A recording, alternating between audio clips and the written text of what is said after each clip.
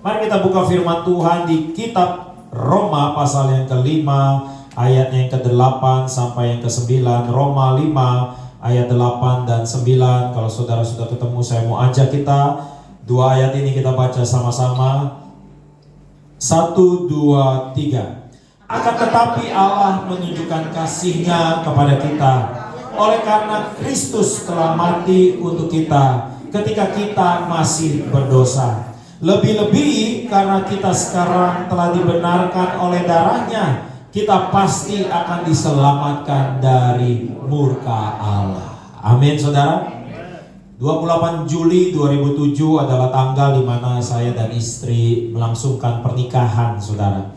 Sebagaimana layaknya pasangan suami istri, tentu kita ingin rasanya pengen punya momongan gitu ya, lebih cepat. Dan saya masih ingat beberapa bulan sesudah kami menikah, istri saya mulai telat ya, saudara, telat datang bulan. Dan ketika kita cek ke dokter, ternyata puji Tuhan ada tanda-tanda kehidupan, saudara, ada janin di dalamnya. Lalu kita exciting gitu ya, kita udah mulai mengasihi, kita udah mulai jatuh cinta dengan sosok yang kita belum lihat bahkan sebelumnya. Tapi sayangnya itu cuma berlangsung 2 bulan, saudara, karena di bulan minggu ke-8, saudara ya, istri saya merasa nggak enak perutnya gitu ya, karena waktu kami masih awal-awal pelayanan di Harapan Indah ya, di depan gereja Katolik itu dulu jalannya ada agak turun begini, saudara ya, jalannya itu bergelombang ya. Waktu itu motor kita masuk ke situ ya, jadi seperti kayak terperosok, lalu istri saya merasa perutnya sakit. Nah, sejak saat itu rasa nggak enak. Pada saat dibawa ke dokter dinyatakan bahwa tidak ada lagi detak jantungnya ya, alias mengalami keguguran, saudara ya. Lalu dikeluarkan janinnya itu, dan sedikit ada namanya trauma gitu ya. Jadi makanya 3 tahun sesudah itu baru istri saya hamil kembali, dan di dalam kehamilannya itu 9 bulan, saudara ya, hamil anak pertama yaitu Mesya.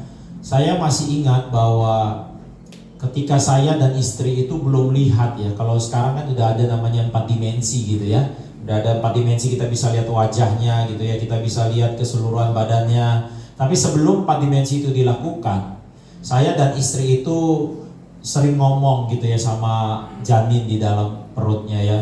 Kita mengasihi, kita sayang, kita jaga-jaga kalau jalan pelan-pelan ya, lalu apalagi itu kalau makan juga dipilih-pilih dan sebagainya. Bahkan sebelum Mesya lahir, saya dan istri sudah mengasihi Mesya walaupun kita belum lihat, kita belum ketemu, saudara. Dan demikian juga dengan Liliana, dengan Ezra. Saya rasa semua orang tua di sini bisa relate ya. Semua orang tua di sini saya rasa bisa rasakan apa yang saya rasakan. Walaupun kita belum ketemu, walaupun anak itu belum berjasa sama kita, walaupun anak itu belum membanggakan kita, walaupun anak itu belum kita bisa peluk, tapi walaupun dia sudah ada di janin, kita sudah mengasihinya. Demikian juga waktu Tuhan Yesus berkata lewat Rasul Paulus, akan tetapi Allah menunjukkan kasih-Nya kepada kita oleh karena Kristus telah mati untuk kita ketika kita masih berdosa. Apa artinya, saudara? Waktu saudara belum lahir baru, Tuhan sudah mengasihi saudara. Walaupun saudara belum melakukan apapun buat Tuhan, saudara belum berjasa buat Tuhan, Tuhan sudah mengasihi saudara. Nah, firman Tuhan berkata di ayat yang ke-9, lebih-lebih, katakan bersama saya, lebih-lebih. Di dalam bahasa Inggrisnya dikatakan much more gitu ya, lebih besar lagi gitu, saudara. Karena kita sekarang telah dibenarkan oleh darah-Nya, kita pasti akan diselamatkan dari murka Allah. Ayat ke-10 bilang begini dari Roma pasal yang ke-5. Sebab jikalau kita ketika masih seteru diperdamaikan dengan Allah oleh kematian anaknya. Dikatakan lagi, kalimat ini muncul lagi, saudara, apa? Lebih-lebih kita yang sekarang telah diperdamaikan pasti akan diselamatkan oleh hidupnya, saudara. Nah, situasi di kota Roma saat itu, karena ini surat ditulis buat gereja yang ada di kota Roma ya. Jangankan zaman dulu, sekarang aja Roma adalah kota yang besar. Kalau saudara liburan ke Eropa, biasanya salah satu tujuan wisatanya adalah kota Roma. Karena di Roma itu saudara ya, di Italia itu saudara, ada satu tempat yang menjadi semua pusat orang Katolik, yaitu disebut apa? Vatikan. Ya, di situ makanya ada namanya gereja yang konon katanya dipercaya didirikan oleh salah seorang santo atau salah seorang rasul, saudara. Namanya gereja Basilika Santo Petrus, ya. Dipercaya, saudara. Nah, di sini di kota Roma, karena dulu juga ada Roma adalah kota yang besar, pusat pemerintahan, super power, ya. Tapi di kota itu juga namanya kalau kota besar, ya, maka segala pengajaran ada di situ. Ya, maka segala kecanggihan modern itu ada di situ. Seringkali modern nggak selalu bagus, saudara. Ya, satu ketika saya masih ingat ada sanak saudara saya itu sekolahkan anaknya ke Amerika dari tahun 90-an, saudara. Dari tahun 90-an sekolahkan di Amerika. Ya, siapa yang nggak bangga punya anak sekolah di Amerika, ya? Nah, seolah-olah Indonesia gitu kan, itu masih kayak dalam tanda kutip kampung gitu, udik gitu ya. Amerika modern gitu ya. Tapi sesudah anaknya lulus S2 sampai S2 di sana ya, pulang-pulang kerja di sini, tinggal masih sama orang tuanya. Orang tuanya bilang apa sama saya? Duh, jangan sekolah yang tinggi-tinggi di Amerika lah. Oh, saya bilang kenapa? Pada ngelawan semua. Karena kalau di sini, kalau anak saudara ngejawab gitu ya, pada saat saudara tegur, saudara ngomong apa? Udah jangan ngomong banyak gitu ya, jangan jawab, diam gitu ya. Tapi di Amerika ada istilah apa? Hak berbicara, gitu ya. Hak mengutarakan pendapat. Ya, makanya kalau saudara baca surat Paulus kejadian tentang di Roma, itu banyak orang pinternya di situ, saudara. Ya, banyak orang yang berusaha mengacaukan Injil pada saat itu. Makanya kalau saudara lihat surat Paulus kepada jemaat di Roma, mulai dari Roma 1 sampai Roma 16, saudara ya, itu isinya semuanya tentang doktrin, tentang dasar-dasar kekristenan, tentang keselamatan. Kenapa? Karena banyak yang berusaha mempengaruhi bahwa selamat itu ada syaratnya, bahwa selamat itu harus ada urutannya, bahwa selamat itu ada formulanya. Enggak semudah itu. Padahal firman Tuhan berkata bahwa Injil itu sederhana, saudara. Amin. Sesederhana apa? Sesederhana kasih ayah kepada anaknya, saudara. Makanya Tuhan berkatakan di Yohanes 3:16, karena begitu besar kasih Allah akan dunia ini, sehingga dia mengaruniakan anaknya yang tunggal, supaya barang siapa yang percaya kepadanya tidak binasa, melainkan beroleh hidup yang kekal. Nah, prinsip kesederhanaan Injil ini, saudara, bagaikan bapa dengan anak, ya. Walaupun dia adalah raja di sorga, tetapi dia datang ke bumi, dia lahir sebagai bayi, bahkan lahirnya di palungan. Semua kesederhanaan ini yang saya sebut sebagai simplicity, saudara, atau kesederhanaan. Simple. Tuhan itu simple, Tuhan itu gak ribet. Dan Tuhan mau ingatkan kepada kita bahwa satu kalimat ini yang jadi judul khotbah saya, lebih-lebih. Katakan bersama saya, lebih-lebih. Bukan pas-pasan, saudara. Bahkan firman Tuhan berkata di Yohanes 10 ayat 10 bahwa aku datang supaya kamu hidup dan hidup dalam segala kelimpahan. Kelimpahan itu sama lebih-lebih itu punya kesamaan, saudara. Lalu dilanjutkan di Yohanes 10 ayat 10 bahwa pencuri datang hanya untuk mencuri. Mencuri apa? Mencuri yang lebih itu. Mencuri yang lebih itu, saudara. Kita seringkali lebih-lebihnya ditaruh pada emosi. Makanya ada istilah emosi yang berlebihan. Padahal, saudara, lebih lagi kasih Allah. Allah mengasihi saudara dan saya, itu juga berlebihan, saudara. Kenapa saya bilang Allah mengasihi kita berlebihan? Apa nggak berlebihan? Dia karuniakan anak yang tunggal, mati di atas kayu salib, saudara, hanya untuk kita-kita semua ini. Saya sebut itu berlebihan, saudara. Makanya disebut sebagai kasih karunia, saudara. Kalau kita lihat, saudara, di ayat yang ke-12 bahkan dikatakan, sebab itu sama seperti dosa telah masuk ke dalam dunia oleh satu orang, oleh dosa itu juga maut, demikianlah maut itu telah menjalar kepada semua orang, karena semua orang telah berbuat dosa. Ayat 13, sebab sebelum hukum Taurat ada, telah ada dosa di dunia, tapi dosa itu tidak diperhitungkan kalau tidak ada hukum Taurat. Ayat 14, sungguh demikian maut telah berkuasa dari kapan? Dari zaman Adam sampai zaman Musa, juga atas mereka yang tidak berbuat dosa dengan cara yang sama seperti yang telah dibuat oleh Adam, yang adalah gambaran dia yang akan Artinya begini saudara, saudara dari zaman Adam sampai sekarang ini, walaupun saudara nggak buat dosa, saudara dianggap berdosa sama seperti Adam berdosa.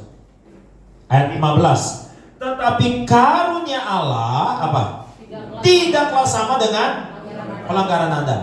Sebab jika karena pelanggaran satu orang semua orang telah jatuh di dalam kuasa maut, apalagi jauh lebih besar. Jauh lebih besar lagi kasih karunia Allah dan karunia-Nya yang dilimpahkannya atas siapa? Atas semua orang, karena satu orang yaitu Yesus Kristus. Amin saudara. Coba kita buka Efesus 3 ayat yang ke-20. Efesus 3 ayatnya yang ke-20. Efesus 3 ayat ke-20 bilang apa di situ? Bagi Dialah yang apa? Yang dapat melakukan apa? Jauh lebih lagi. Jauh lebih daripada yang kita doakan ataupun pikirkan, seperti yang ternyata dari kuasa yang bekerja. Kenapa saya khotbah ini saudara? Karena ada begitu banyak orang saudara dalam hidup ini, mereka juga mengalami bahkan melakukan yang lebih-lebih. Saya kasih ada satu kata saudara. Siapa di antara saudara yang masih overthinking? Apa itu overthinking? Khawatir yang berlebihan. Kita harusnya beriman yang berlebihan, bukan khawatir yang berlebihan. Kenapa? Karena kita punya Tuhan yang memberkati kita berlebihan, saudara. Amin. Kita kalau udah khawatir kayaknya lebih-lebih. Kalau udah takut lebih-lebih. Padahal firman Tuhan berkata, sebelum saudara percaya Yesus saja, Tuhan sudah mengasihi saudara. Lalu Paulus katakan lebih-lebih sekarang nih. Sekarang nih kita kan udah percaya. Lebih lagi kata Tuhan. Saya doa biar 2025 ini kita menikmati kelebihan yang dari Tuhan, saudara. Amin. Beri tepuk tangan dulu buat Tuhan Yesus. Biar 2025 ini kita bisa menikmati apa itu yang namanya kelimpahan yang dari Tuhan. Dan gak ada jalan lain saudara. Caranya apa? Saudara harus melihat Dia sebagai Tuhan yang memberikan kepada saudara dan saya berlebihan. Saya gak usah susah-susah saudara untuk melihat contoh berlebihan itu seperti apa. Paling gampang saya lihat istri saya aja saudara. Kalau dia misalnya ke toko roti, saya suka bilang ingetin dia, beli secukupnya, beli secukupnya. Pasti dia bilang, entar jaga. Pasti nanti nyampe rumah ya, rotinya masih sisa banyak. Yang ada kadang-kadang sampai udah jamuran. Saya suka omelin, tuh makanya kalau beli secukupnya, jangan kebanyakan. Ntar dia masuk mana lagi, dia beli lagi begitu. Jadi saya pikir-pikir ya, kalau manusia aja bisa punya pikiran, kita tuh pengen ngambil lebih. Kenapa? Supaya jaga-jaga. Masa iya Tuhan yang kita sembah nggak mau jaga saudara? Amin. Tadi di awal kita nyanyikan, sebab Dia hidup, ada hari esok. Makanya Tuhan berkata, berilah kami pada hari ini makanan kami yang secukupnya. Hari ini yang secukupnya. Ya, kenapa? Nggak usah khawatir, nanti besok ada lagi. Cuma kadang-kadang kita pikir berlebihan, kita khawatir berlebihan. Jadi rasanya kalau nggak punya lebih banyak, kita takut nanti besoknya gimana. Kenapa? Karena kita melihat dia Tuhan yang kurang. Karena kita melihat kita ada tinggal di dunia yang kurang, saudara. Kita udah lihat waktu di Alkitab Yesus kasih makan 5.000 orang, sisa berapa? Sisa 12 bakul. Habis itu dia lagi berkati lagi, kasih makan 4.000 orang, saudara. Sisa lagi sekian bakul. Lalu murid-murid lupa bawa, cuman bawa 1 bakul, saudara. Lalu murid-murid ketakutan, takutnya Yesus marah. Lalu Yesus tegur murid-murid begini, masa kamu lupa 4.000 orang itu? Masa kamu lupa 5.000 yang kemarin? Artinya apa? Tuhan mau kasih tahu, Dia Tuhan yang punya lebih daripada yang saudara pikir. Dia Tuhan yang punya lebih, saudara. Seringkali kita takut merasa krisis karena kita lihat apa yang kita punya tidak lebih banyak daripada yang dibutuhkan. Ini utang 10 juta. Lihat saldo cuma 100.000, kurang. Habis itu kita merasa apa? Kita udah gak punya apa-apa lagi. Padahal saudara masih punya Tuhan. Amin saudara. Saudara masih punya Tuhan. Saya masih ingat betul saudara, bagaimana saya memulai pelayanan di GB Live ya. Kita tanpa sadar udah harus perpanjang sewa lagi. Saya bilang sama tim pastoral, itu harus perpanjang sewa nih 2025 ini. Gak berasa ya. Saya WhatsApp dong pemilik ruko ini, Bu, saya mau perpanjang lagi nih. Dia bilang, hah? Udah waktunya ya? Cepat banget ya, kayaknya baru 2 tahun yang lalu perpanjang. Jadi kita pakai tempat ini 2014. Ya 2014 saudara. Pakai tempat ini 2014. Puji Tuhan ya buat yang menabur ya, ada Bu Kesha waktu itu nabur kursi, ada Pak Frans Burutno nabur AC ya, walaupun AC-nya kita udah ganti, sebagian banyak besar kursi juga kita udah ganti. Tapi saya masih ingat tuh ya awal-awal saudara ya, awal-awal kita mau sewa ruko ini, uang itu nggak banyak ya, saya bisa katakan nggak banyak. Apalagi kalau kita mau sewa ruko kan harus langsung 2 tahun saudara. Saya masih ingat banget tuh ya, kalau beberapa yang masih ikut awal ini kan kita kumpul di Pondok Lezat kan. Kita kumpul di Pondok Lezat, saya kasih tahu biaya sekian. Ya semua juga sama-sama berdoa karena memang gak punya apa-apa. Secara keuangan saudara, saya gak lebih besar daripada dulu. Saya masih ingat zaman dulu itu tabungan saya hitung-hitung paling 70 juta kalau gak salah saudara tabungan saya.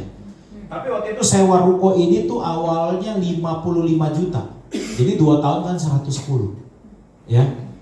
Renovasi ternyata gak murah loh saudara. Ya, renovasi gak murah. Apalagi ini kan ini ada apa nih namanya, peredam. Ini ada peredam suara di semua sini saudara. Ya ditebel-tebelin begini nih biar nggak ngeganggu kanan kiri. Ya mungkin saya ulang lagi aja biar kita ingat lagi kebaikan Tuhan. Saya masih ingat, saya bingung gimana. Ya saya cuma bilang sama istri saya udah kita pakai tabungan kita aja. Ya kita pakai tabungan kita.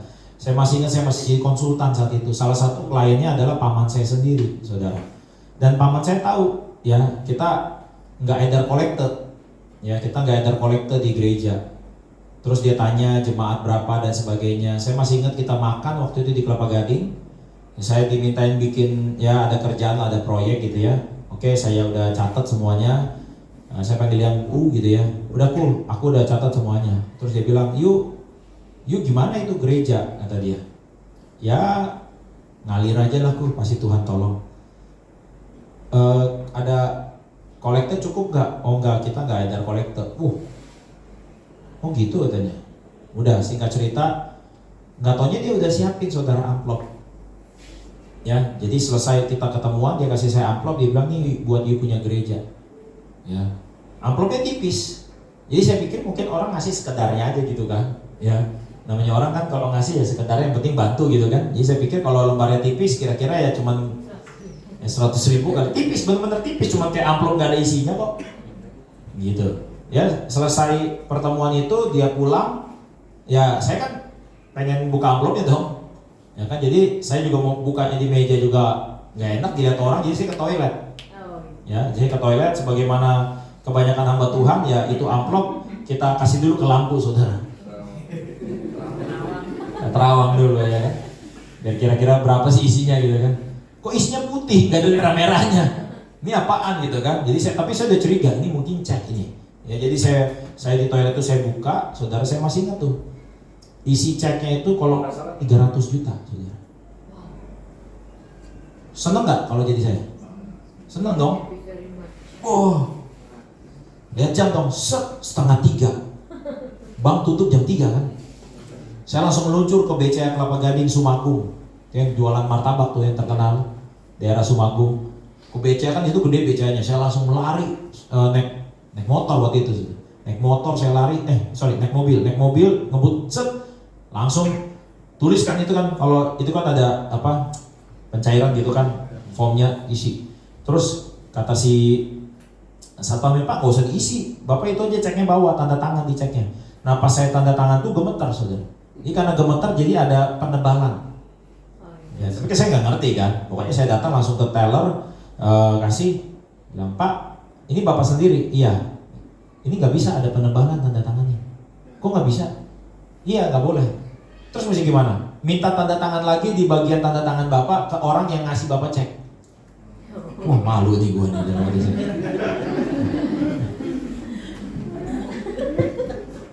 Udah tutup, tapi kan bang udah mau tutup. Jadi saya teleponku, posisi lagi di mana? Oh masih di Goro, tahu Goro nggak? Ya. Masih di Goro, dulu ada Goro, belum sekarang nih. Oh, kenapa? Ceknya nggak bisa. Iya ini, aku ini saking senengnya ada penerbangan. Jadi singkat cerita bawa ke Goro, dia tanda tangan tapi bang udah tutup jadi besokannya. Makanya waktu itu saya bilang ke jemaat awal kan, tenang, uang renovasi udah ada. Bukankah dia Tuhan yang mencukupi saudara? Amin.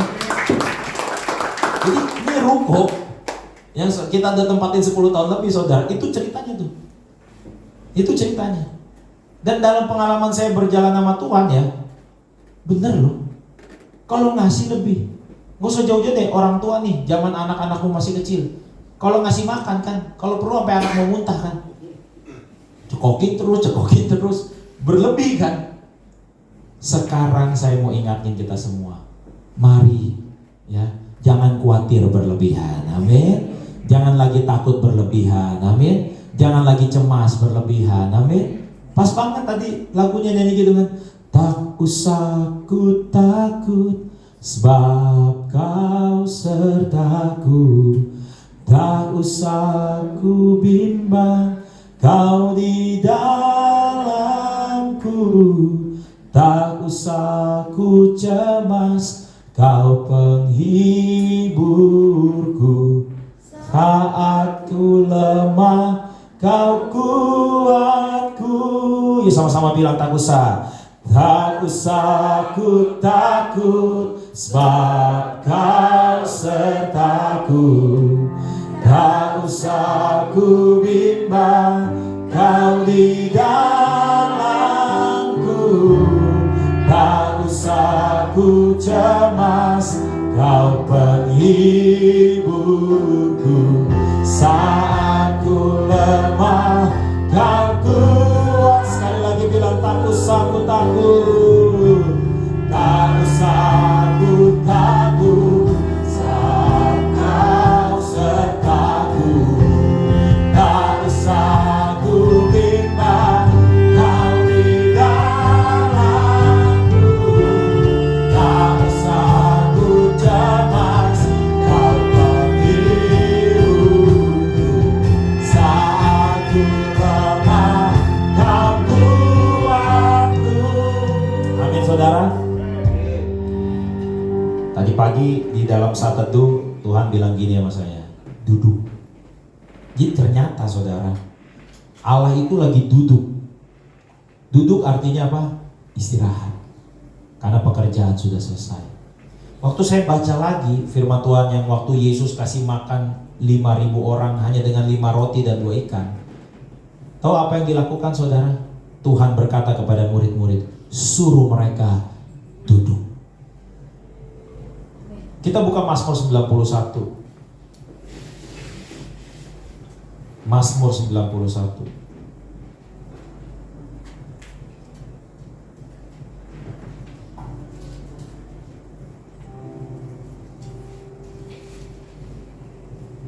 Boleh baca sama-sama ayat yang pertama.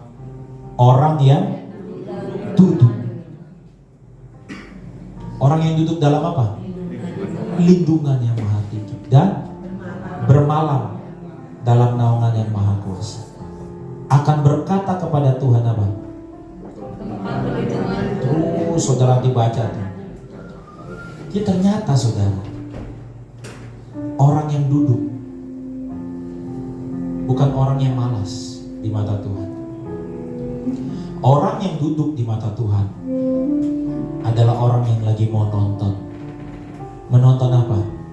Menonton apa yang Tuhan sanggup lakukan buat hidupnya. Orang yang duduk di mata Tuhan adalah orang yang menaruh percaya sama Tuhan. Saya mau duduk Tuhan dan membiarkan Tuhan yang bekerja. Mari pagi hari ini saya ingatkan kembali, sama seperti Mesya belum lahir, belum berjasa, belum ketemu sama saya dan istri, kita belum lihat dia membuat sesuatu yang mungkin bisa bikin bangga orang tua. Tapi sejak dia dalam kandungan, saya dan istri sudah mengasihi Mesya. Terlebih lagi, sekarang Mesya udah lahir. Saya dan istri terhadap semua anak-anak sama seperti orang tua yang ada di sini. Kita pasti pengen semua yang terbaik buat anak kita. Kita pasti pengen anak kita berhasil, anak kita hebat, anak kita unggul, semua doa-doa yang terbaik. Kita kerja keras, kita banting tulang, kita lakukan ini itu, ibu-ibu bangun pagi-pagi bikinin bekal, masak. Mungkin sama dalam kehidupan kita ocehin anak kita karena kita merasa kita mau yang terbaik buat dia. Ini segala semua drama kehidupan ini karena kita pengen lihat anak kita di posisi yang terbaik. Demikian juga Allah Bapa di surga. Tuhan sudah rancangkan kepada saudara dan saya rencana yang terbaik. Tuhan sudah rancangkan saudara dan saya ada di posisi yang terbaik. Dia mau saudara relax, lakukan apa yang saudara lakukan. Tapi saudara di mata Allah, saudara melihat bahwa dia Allah yang sanggup melakukan segala sesuatu jauh lebih besar dari yang kita doakan ataupun pikirkan. Just relax, duduk aja. Itu orang-orang yang duduk di rumput waktu Yesus pecahin 5 roti dan 2 ikan. Mereka juga gak tahu dapat berapa roti. Mereka juga gak tahu rotinya jenis apa. Mereka juga gak tahu dapat berapa ikan dan ikannya jenis apa. Yang mereka lakuin cuma apa? Ya disuruh duduk, ya gue duduk aja. Dan lihat apa? Lihat Yesus mendemonstrasikan kuasanya. Mari hari-hari ini saudara, mari lihat Yesus. Bukan Yesus yang kurang. Karena Allahku akan memenuhi segala keperluanmu menurut kekayaan dan kemuliaannya dalam Kristus Yesus. Bukan menurut kekayaan dunia, bukan menurut kesanggupan orang. Saudara boleh punya backing, saudara boleh punya koneksi, saudara boleh punya apa yang ada di saldo saudara. Kalau kita bergantung kepada itu saudara, kita akan terus merasa kurang. Berapa banyak orang hari-hari ini saudara lihat di berita, kaya, terkenal, uangnya banyak, tapi bunuh diri, tapi hancurkan hidup. Kenapa saudara? Dirasa uang bisa membahagiakan dan punya segalanya, tapi enggak saudara. Yang bisa bikin kita hidup hari ini karena ada Tuhan serta dengan kita. Mumpung masih minggu ketiga bulan Januari ini saudara, mari kita lihat Tuhan ada di Februari kita, Tuhan ada di bulan Maret kita, Tuhan ada di bulan April kita, dan dia sanggup melakukan jauh lebih banyak. Taruh percaya kita pada Tuhan. Karena orang yang duduk dalam lindungan Maha Tinggi, Alkitab katakan apa? Penyakit sampar tidak akan mengenai kau, malapetaka tidak akan menimpa kau, tulah tidak akan mendekat kepada kemahmu. Mungkin saudara belum konglomerat, mungkin saudara gak naik mobil yang mewah. That's okay. Yang penting kita punya Tuhan yang besar, saudara. Mungkin saudara berpikir, saya bukan pendeta, saya bagaimana nanti, jemaat saya cuma segini, keluarga saya cuma begini. Saya tutup dengan satu kalimat ini. Ada seorang hamba Tuhan besar yang dipakai Tuhan di wilayah Eropa, namanya Charles Spurgeon. Charles Spurgeon adalah jemaat dari sebuah gereja. Tahu berapa banyak jemaatnya saudara? Ya dia sendiri. Jemaatnya cuma satu, tapi si gembalanya melayani saudara dengan setia di sebuah tempat yang kecil. Gembalanya melayani dengan setia. Dia gak tahu bahwa seorang anak muda ini adalah Charles Spurgeon yang dipakai Tuhan memenangkan banyak kebangunan rohani di wilayah Eropa.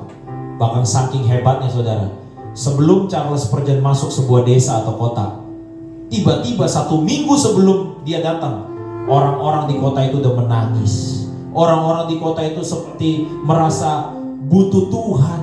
Orang-orang di tempat itu pokoknya udah kebangunan rohani, udah memenuhi gereja demi gereja dan gak ngerti kenapa. Sampai Charles Spurgeon masuk desa itu dan terjadi kebangunan rohani, membaptis ratusan ribuan orang saudara.